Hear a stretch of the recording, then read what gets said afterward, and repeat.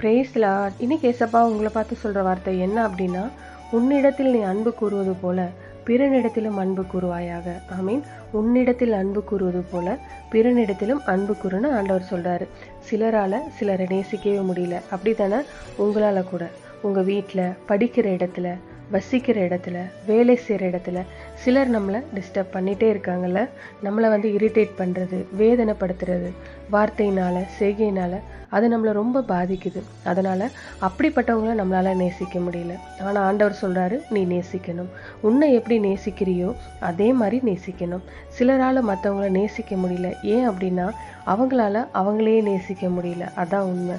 என்னடா வாழ்க்கை இது, எதுக்கு வாழணும், இப்படி உங்களையே நீங்கள் வெறுக்கிறீங்க, ஃபஸ்ட்டு உங்களை நேசிங்க. இது ஆண்டவர் எனக்கு கொடுத்த வாழ்க்கை, நான் அதை சந்தோஷமாக இருக்கணும், என் வாழ்க்கையை நான் நேசிக்கிறேன்னு ஃபஸ்ட்டு உங்களை நீங்கள் நேசிக்கணும். ஆண்டவர் உங்களை அவருடைய சாயலை உருவாக்கியிருக்காருல, அவருடைய பிள்ளையாக நம்மளை மாற்றியிருக்காருல, உங்களுக்காக உயிரையும் கொடுத்துருக்காருல. இது எவ்வளோ பெரிய பாக்கியம்.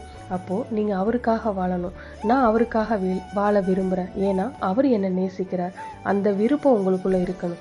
அப்போ தான் நீங்கள் மற்றவங்கள நேசிக்க முடியும். அதனால் உங்களை நேசிக்கணும், அதே சமயத்தில் மற்றவங்களையும் நேசிக்கணும். நேசிக்கிறீங்களா அப்படின்னு ஆண்டவர்கிட்ட சொல்லுங்கள். எங்கள் நல்ல தகப்பனே, உங்கள் மேலே நான் அன்பு வச்சுருக்கேன்ப்பா.